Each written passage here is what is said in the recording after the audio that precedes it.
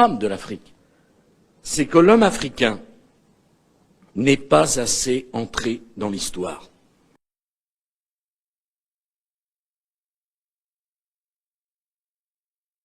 Les travaux de la génétique ont montré aujourd'hui que les anciens Égyptiens, dans la partie qui a créé l'ancienne Égypte, c'est-à-dire au nord de la première cataracte, c'est des Berbères.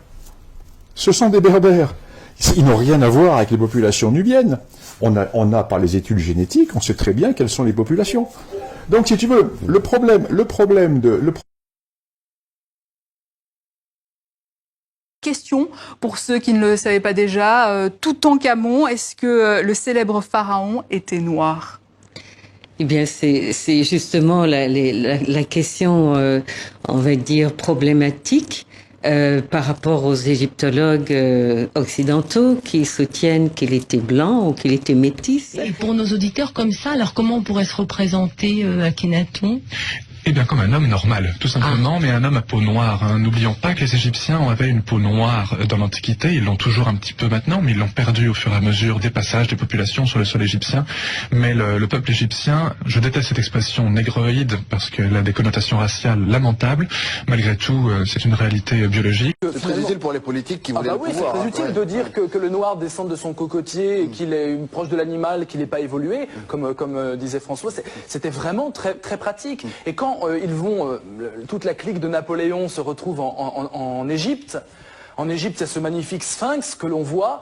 Et puis il y a Volney, qui est un grand intellectuel de l'époque, qui regarde le sphinx et qui se dit... C'est pas une tête d'arabe, ça, le sphinx. Les pommettes hautes, la bouche épatée comme ça.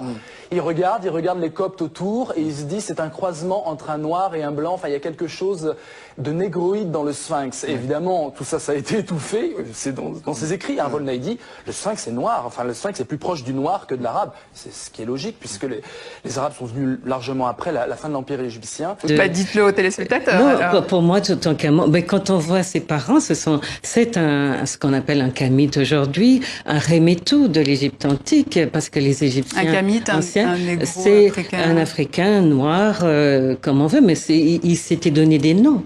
Et les Égyptiens anciens s'appelaient en réalité Remetou. Donc j'ai utilisé bien le vocabulaire que eux utilisaient aussi pour se désigner. Alors selon vous, il était noir, tout comme l'ensemble de l'Égypte ancienne. Comme l'ensemble oui. Si on considère la question à partir des dynasties, toutes les premières dynasties sont négro-africaines, elles sont kamites, elles sont remetou. Et puis, à partir des invasions qui arrivent bien plus tard, quelques millénaires plus tard, ben, il y a des métissages en effet. Alors, comment expliquer cette interview du Point, vous en parlez dans votre livre, daté du 11 avril 2019, lors de l'expo Toutankhamon à la Villette, celle de l'égyptologue française Bénédicte Loyer, Toutankhamon, nouvelle victime du complotisme, point d'interrogation. Bonsoir Antoine Fenot. Bonsoir Audrey Racine. On va se pencher ce soir sur un dérapage complotiste d'une personnalité, et pas n'importe laquelle, c'est Gims. On va voir ce qu'il a dit, ce chanteur star en France et au-delà. Absolument. Gims, qui, il faut bien le dire, a plus ou moins dérapé, vous allez le comprendre. Tout ça, ça part d'un entretien, d'un podcast qu'il a accordé à une chaîne YouTube que vous voyez juste ici. J'ai pris une capture d'écran pour vous, qui s'appelle We Hustle, c'est le nom de cette chaîne. Et bien pendant plus d'1h30, et vous le voyez ici, avec l'intervieweur, eh bien il se livre à un échange sur la religion, la géopolitique, le show business, la famille, le social, tout un programme, me direz-vous. Vidéo vue plus d'1,5 million de fois tout de même, mais c'est surtout plusieurs passages même qui ont retenu mon attention et pas que la mienne. Vous allez voir, j'ai choisi donc pour vous quelques extraits. C'est Wakanda. Voilà, je vous laisse écouter, c'est un court extrait. C'est le futur vraiment chez nous. À l'époque de l'Empire de Couche, il y avait l'électricité. Les pyramides qu'on voit là, au sommet, il y a de l'or. L'or, c'est le meilleur conducteur pour l'électricité. C'était des foutues antennes. Les gens avaient l'électricité. Les gens, ils n'arrivent pas à comprendre ça.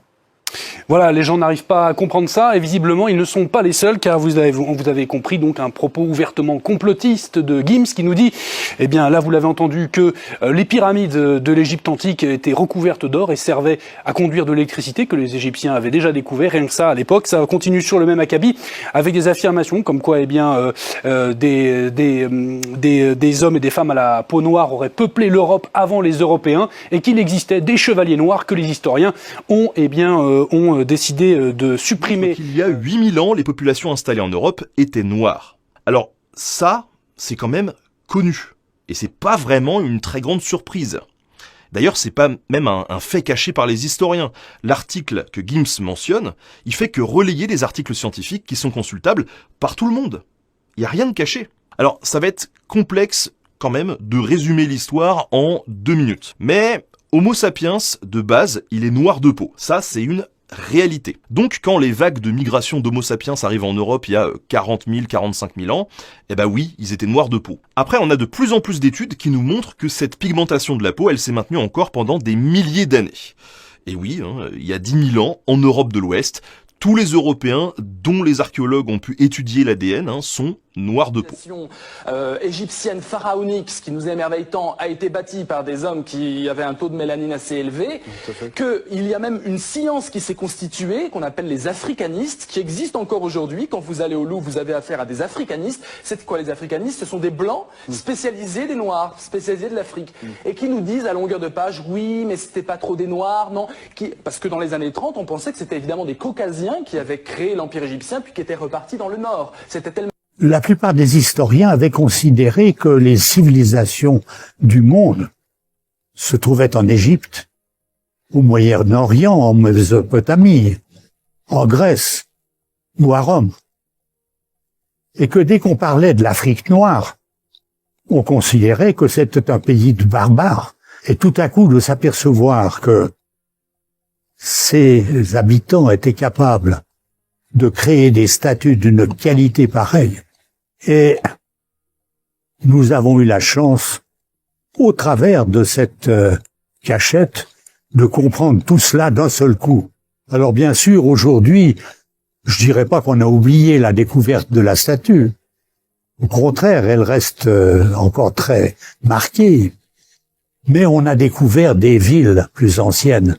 On a découvert la manière de construire, la manière de vivre des hommes, de s'organiser avec leurs institutions. Donc, pour nous, c'est aussi important que les statues. C'est différent, mais c'est important.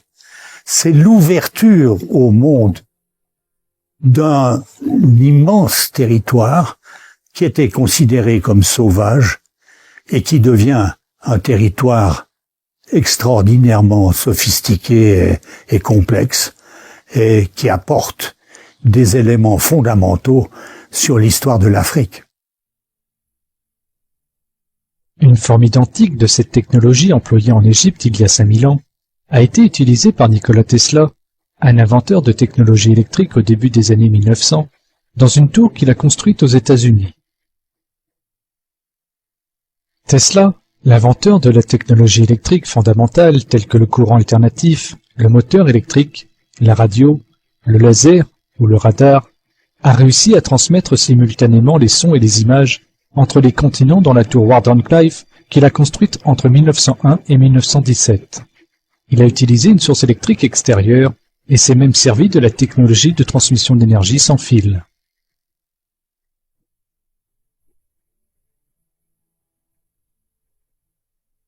Tesla avait construit sa tour sur un aquifère et il a transmis les ions négatifs depuis l'aquifère vers la tour. La technologie électromagnétique utilisée dans la célèbre tour de Tesla est identique au champ électromagnétique formé dans la construction des pyramides. Les deux systèmes génèrent des ions négatifs et les transmettent sans avoir besoin de câbles électriques. Les reliefs prouvent clairement que les Égyptiens utilisaient des lampes à main alimentées par une source électrique sans fil. Ces lampes ne sont pas sans rappeler les descriptions de Nikola Tesla, qui montraient que son courant alternatif n'était pas nuisible. Lors de l'exposition universelle de Chicago en 1893, Tesla a allumé l'ampoule qu'il tenait à la main, sans utiliser de câble, en transmettant le courant alternatif à travers son corps. Sur ce relief, nous pouvons voir une antenne sans fil. Les Égyptiens ont utilisé l'antenne et l'énergie sans fil pour assurer la communication. Le relief que vous voyez à gauche est un émetteur, avec un récepteur sur la gauche. Ces preuves montrent clairement que les Égyptiens utilisaient de l'énergie sans fil pour la communication. Ce relief montre une usine de fabrication de fils. Les fils utilisés par les Égyptiens à cette époque étaient aussi fins que ceux qui sont tissés par les machines de nos jours. Les Égyptiens ont également utilisé l'énergie électrique dans leur usine de tissage. Vu que beaucoup d'objets en or qui sont restés de l'Égypte antique étaient en fait en plaqué or. Pour obtenir une couche d'or si parfaite, il faut utiliser l'électricité. La somme des mesures électromagnétiques faites autour de la Grande Pyramide est la même que celle réalisée lors d'un orage avec éclair. Il y a un champ électromagnétique puissant autour de la Grande Pyramide. Cela peut être observé à travers une simple expérience. Si vous restez au sommet de la pyramide avec une bouteille enveloppée dans un tissu mouillé, des étincelles sortent de la bouteille comme si on était sur le sommet d'une bobine à haute tension.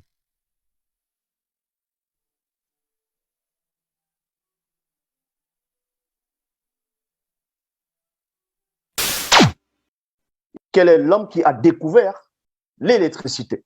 L'homme qui a eu l'électricité ou bien qui a produit l'électricité, qui a découvert l'électricité, on va vous dire ici que le premier à expérimenter le principe d'électricité est Thalès de Milan. Donc Thalès, le philosophe Thalès, philosophe et savant de la Grèce antique, aux alentours de moins 600 avant JC. On vous apprend qu'il y avait déjà un homme qui avait expérimenté le principe d'électricité, connu sous le nom de Thalès. Mais quand vous tapez là la biographie de Thalès, parce que Thalès, on sait que c'était dans la Grèce antique, donc on veut vous faire croire que c'était les Européens ou un Européen qui a découvert le mécanisme vibratoire de l'électricité.